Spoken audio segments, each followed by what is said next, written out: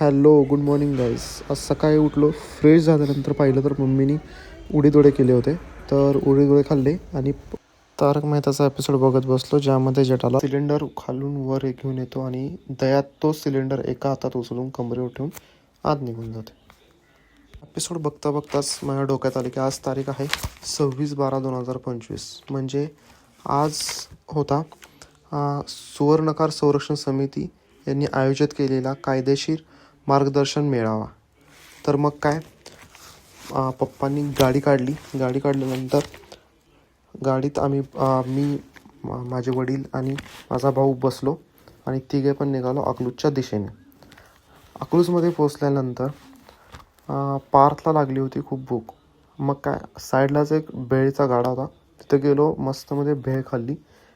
भेळ खाऊन झाल्यानंतर आम्ही रिटर्न गेलो आईश्री रिसॉर्टमध्ये, जिथे हा मेळावा आयोजित केला होता. आत गेल्यानंतर पाहिलं तर त्यांनी खूप मस्तमध्ये व्यवस्था केली होती. आत गेल्यावर नंतर थोडे फोटोज काढले आणि तिथे साईडला मस्तमध्ये एक स्विमिंग पूलसुद्धा होता. तो पाहून जरा आश्चर्य वाटले, कारण रिसॉर्टच्या पार्टी हॉलमध्ये स्विमिंग पूल एक्सपेक्ट नव्हता केला. त्यानंतर त्यांनी बॅचेसचं वाटप केलं. तो बॅच मस्तमध्ये शर्टला लावून प्रोग्राम स्टार्ट होण्याची वाट बघत बसलो. आणि थोड्याच वेळात समितीच्या मेंबर्सचे आगमन झाले आणि नंतर दीप प्रज्वलित करून कार्यक्रमाची सुरुवात करण्यात आली. सुरुवातीला सांगण्यात आलं की समितीची सुरुवात कशी झाली, कधी झाली आणि समिती का स्थापित केलेली आहे. सर्वप्रथम आपले काकासाहेब बुराडे, आमच्या भारतीय नरहरी सेनेचे मेन सर्वा काकासाहेब बुराडे 2006ला पहिल्यांदा भारतीय नरहरी सेनेची पायाभरणी केलेली. त्यानंतर बरेच माणसं आपल्या अख्ख्या महाराष्ट्रातले जितके ताकदवर माणसं होते, एक नेते ॲज अ नेते म्हणून, त्यांना सगळ्यांना घेऊन त्यांनी उभं केलं. मध्ये थोडासा प्रॉब्लेम झाला, धावपळ झाली इकडं, म्हणजे थोडक्यात व्यवस्थित ते बसलं नाही. नंतर एक 2011च्या नंतर थोड्या काही गोष्टी सुरळीत चालल्या.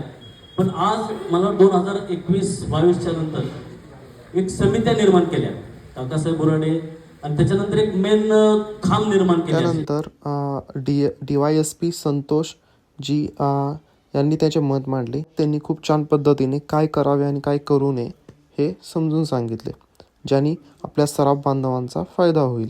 जसे की त्यांनी त्यात पॉईंट सांगितले की CCTV हा सतत कार्यरत असावा, कोणतीही वस्तू देताना आणि घेताना त्याची पावती आपण नक्की घ्यावी किंवा समोरच्याला द्यावी. जर अशा नियमांचे पालन केले तर जो चोरीचा आळ सराफ बांधवांवर लागण्याचे चान्सेस असतात ते कुठेतरी जाऊन कमी होतील. त्यांनी हे देखील सांगितले की सराफकडे सुद्धा संविधानात 22 फंडामेंटल राईट्स आहेत. तर त्या 22 फंडामेंटल राईट्सचा योग्य तो वापर करून तुम्ही तुमचा व्यवसाय करावा. त्यानंतर प्रवक्ता शिरीषजी यांनी खूप छान पद्धतीने सुरुवात केली. आपण आलो त्यावर बोलूया, जे उभं केलंय त्यावर बोलूया. त्याआधी अख्ख्या महाराष्ट्राचे आराध्य दैवत श्री छत्रपती शिवाजी महाराज यांना वंदन करतो. आणि ज्या संविधान हातात घेऊन आपण ही लढाई लढणार आहोत त्या डॉक्टर बाबासाहेब आंबेडकरांना मी सुद्धा वंदन करतो. आणि काही क्षणातच नियुक्तीपत्र वाटण्याचा प्रोग्राम सुरू करण्यात आला. त्यात माझे वडील दिलीप सिद्वाळकर यांना संघटनेच्या जिल्हा उपाध्यक्षपदी नियुक्त करण्यात आले आणि त्यांचा गौरव करण्यात आला. तसेच अजूनही कार्यकर्त्यांना वेगवेगळ्या पदांनी गौरवण्यात आले. ॲडव्होकेट विलासराव वेदपाठक यांनी देखील खूप छान मार्गदर्शन केले. त्यांनी सांगितले की संघटना का करायची, भ्रष्टाचार, भ्रष्ट अधिकारी आणि दलाल यांच्या सर्कलमधून कसे बाहेर पडायचे. एक सत्य घटना देखील सांगितली की 1.5 ग्रॅमसाठी परभणी जिल्ह्यातील एक कुटुंबाला कसा 8 महिने मानसिक त्रास सहन करावा लागला. आता सगळंच काही व्हिडिओमध्ये मी सांगू शकत नाही, त्यामुळे जे पॉईंट्स या मेळाव्यात मांडण्यात आले ते मी खाली कॅप्शनमध्ये टाकले.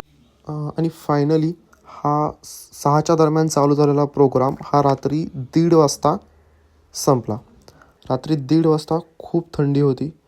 त्या अशा थंडीत आम्ही गाडीत बसलो आणि रिटर्न निघालो माहेश्वरच्या दिशेने. अशाच मिनी ब्लॉगसाठी भेटूया पुन्हा कधीतरी. व्लॉग आवडला असेल तर लाईक करा, शेअर करा आणि फॉलो करायला विसरू नका. थँक्यू.